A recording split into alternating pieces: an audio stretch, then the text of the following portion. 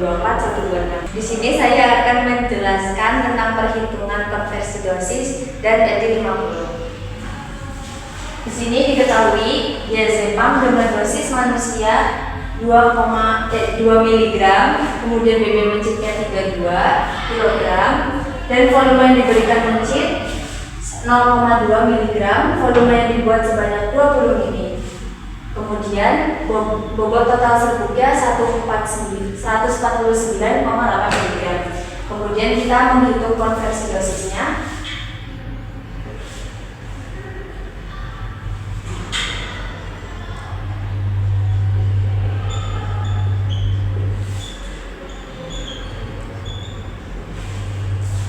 Kita mau menghitung konversi dosis dengan rumus dosis lazim dikali faktor konversi. Dosis lazimnya diazepam itu 2 mg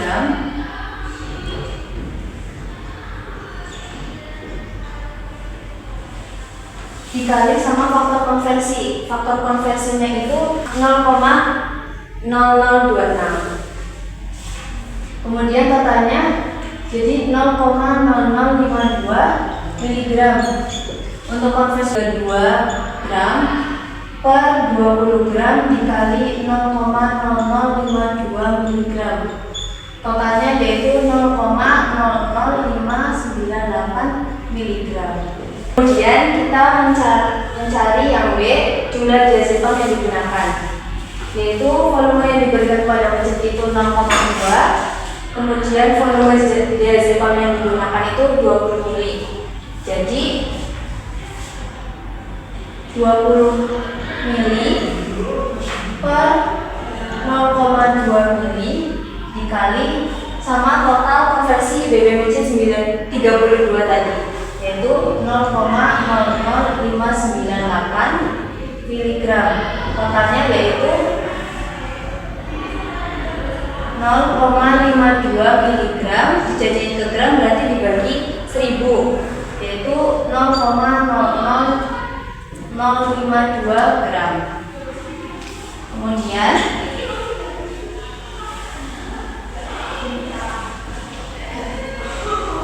kita mencari persen kadar. Persen kadarnya itu jumlah diazepam yang sudah diubah jadi gram dibagi 20 dikali 100%.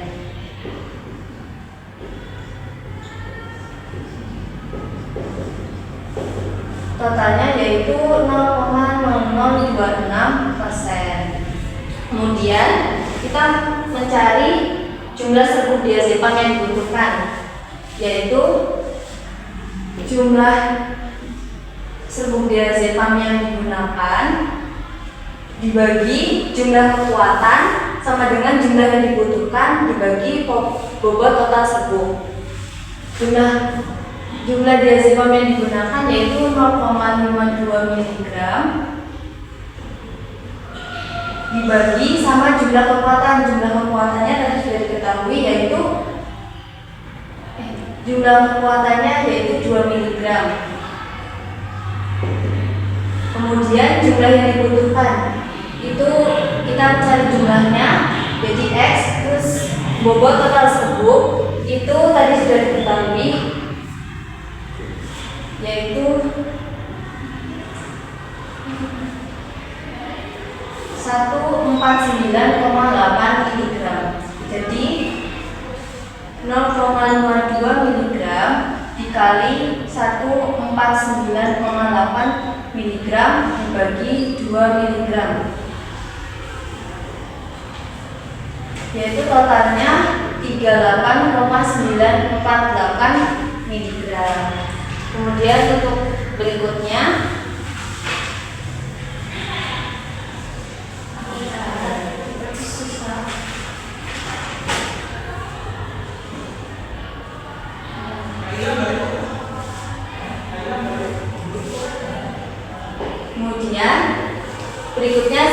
spironolakton dengan dosis 25 mg, kemudian dengan BB mencit 34 kg, volume yang diberikan kepada mencit yaitu 0,9 ml, volume yang dibuat sebanyak 20 ml. Bobot total serbuk spironolakton yaitu 193 mg. Kemudian kita menghitung konversi dosisnya dulu, yaitu konversi BB mencit 20 gram itu rumusnya dosis lazim dikali faktor konversi. Dosis lazimnya yaitu 20 mg, 25 mg dikali sama faktor konversi. Faktor konversinya 0,0026, yaitu totalnya 0,065 mg. Untuk faktor konversi dosis BB mencit 34 gram yaitu 34 gram per 20 gram dikali sama jumlah konversi BB mencit 20 yaitu 0,065 mg. Jadi totalnya adalah 0,1105 mg. Kemudian kita mencari jumlah spironolakton yang digunakan, yaitu volume yang diberikan kepada mencit 0,2 mili, kemudian volume spironolakton yang dibuat itu 20 mili. Cara menghitungnya yaitu 20 mili volume spironolakton dibagi sama volume yang diberikan kepada mencit, kemudian dikali sama konversi dosis 34 gram tadi, yaitu 20 mili per 20 mili per 0,2 mili dikali 0,1105 mg. Totalnya yaitu 1105 mg. Kemudian kita ubah jadi gram, berarti dibagi dengan 1000, hasilnya yaitu 0,01105 gram. Kemudian kita menghitung persen kadar, yaitu jumlah spironolakton tadi yang digunakan 0,01105 gram dibagi dengan 20 mili dibagi dengan 20 gram dikali dengan 100%. Totalnya yaitu 0,05525%. Kemudian kita mencari jumlah serbuk spironolakton yang dibutuhkan dengan rumus jumlah spironolakton yang digunakan dibagi dengan jumlah kekuatan, kemudian jumlah yang dibutuhkan dibagi dengan bobot total serbuk. Jumlah yang digunakan yaitu 11,05 mg dibagi dengan 20 mg dari kekuatan spironolakton. Kemudian karena kita mencari jumlah serbuk spironolakton yang dibutuhkan, jadi kita tulis X, kemudian bobot total serbuk tadi sudah diketahui yaitu 193 mg. Jadi 11,05 mg dikali dengan 193 mg per 25 mg. Totalnya yaitu 85,306 mg.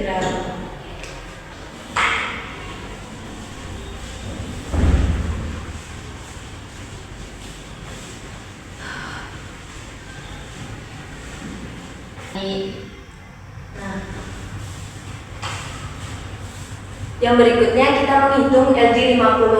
Diketahui dosis terkecil yang diberikan yaitu 15 mg per kilogram. Kemudian log pelipatan dosis yang diberikan dengan pelipatan 2 kali. Kemudian runtutan kematian per kelompok karena hewan yang mati, yaitu kelompok 1 itu 2, kemudian kelompok 2 itu 0, kelompok 3 itu 4, kelompok 4 itu 4. Kemudian faktor kematian dari tabel itu menunjukkan dengan urutan 2044 dengan faktornya 1. Ini menggunakan rumus log M sama dengan log D ditambah log D kali F plus 1.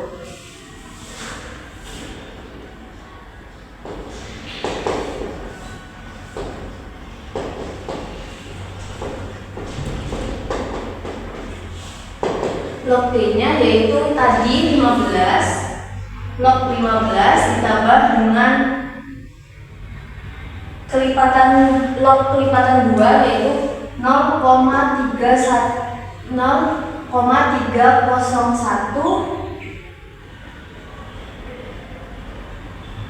0,2999566398119.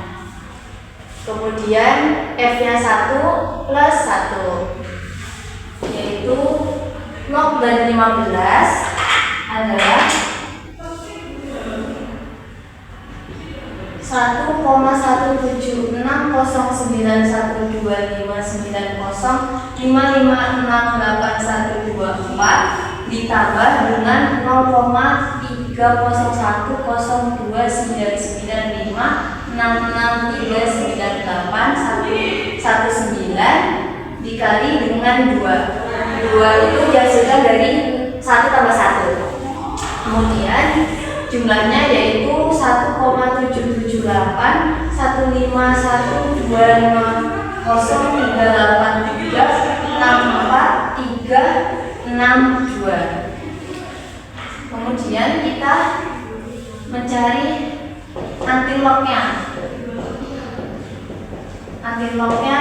Antilog dari 1,17609125905556824 yaitu dengan cara pencet shift kemudian log kemudian ketik angka 1,77810512503836436 yaitu hasilnya 5,999999995 mg per kilogram. Jadi LD50 obatnya yaitu 5,9999995 mg per kilogram. Sekian penjelasan dari saya.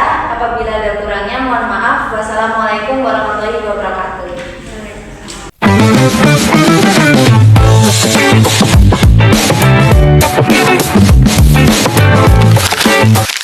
Assalamualaikum warahmatullahi wabarakatuh. Perkenalkan, nama saya Fathia Zain Kailila dengan NIM P27242024-126. Di sini saya akan murojaah tentang obat diuretik dan hipolipidemik. Obat diuretik ada 3, yaitu spironolakton, HCT, dan furosemid. Yang pertama ada spironolakton dengan indikasi hipertensi dan memperlancar urin, dan efek sampingnya ada mengganggu menstruasi dan mual. Dosis umum untuk spironolakton yaitu 25-100 mg per hari dengan dosis 1-2.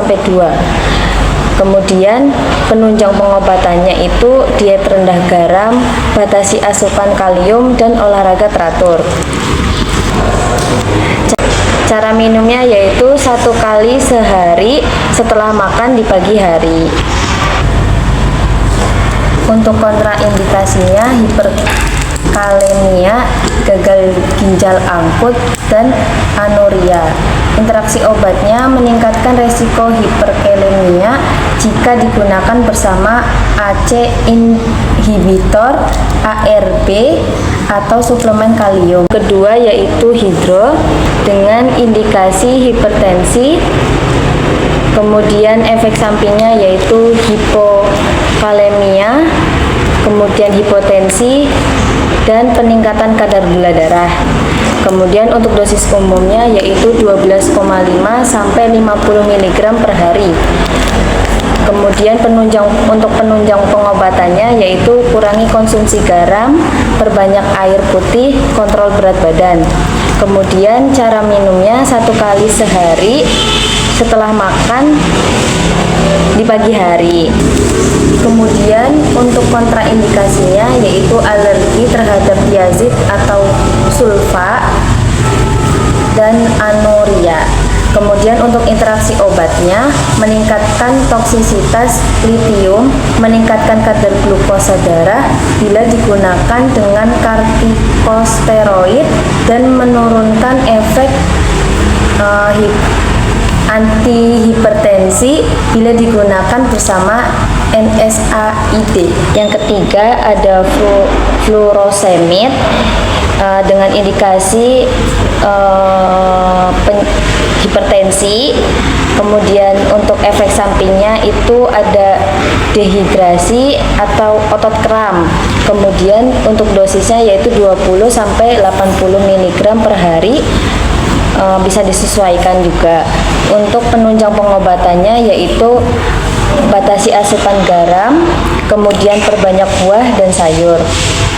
Untuk cara minumnya yaitu 1 kali sehari setelah makan di pagi hari. Dengan kontraindikasinya yaitu dehidrasi berat, hipovolemia, kemudian anuria.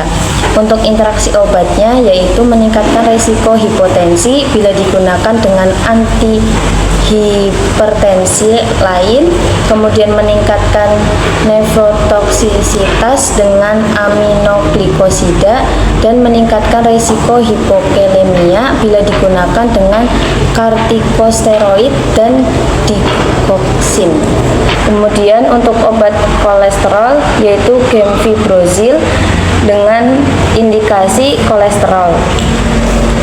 Untuk efek sampingnya yaitu gangguan pencernaan, nyeri otot, dan peningkatan enzim hati. Untuk dosisnya 600 mg 2 kali sehari atau 30 menit sebelum makan. Untuk penunjang pengobatannya yaitu diet rendah lemak, hindari alkohol, dan rutin berolahraga. Kemudian untuk cara minumnya 1 kali sehari di malam hari sebelum tidur. Kemudian untuk kontraindikasinya yaitu penyakit hati atau ginjal berat, penyakit kandung empedu. Untuk interaksi obatnya meningkatkan resiko miopati bila digunakan dengan statin, terutama simvastatin dan atorvastatin, serta meningkatkan efek antikoagulan warfarin. Kemudian fenovibrat dengan indikasi kolesterol. Untuk efek sampingnya yaitu nyeri otot, gangguan hati, dan mual. Untuk dosisnya 145 sampai 200 mg sekali sehari. Kemudian untuk penunjang pengobatannya kurangi lemak jenuh, konsumsi ikan dan sayur, hentikan merokok. Untuk cara minumnya 1 kali sehari sebelum tidur di malam hari. Kemudian untuk kontraindikasinya gangguan hati berat, gagal ginjal berat, penyakit kandung empedu.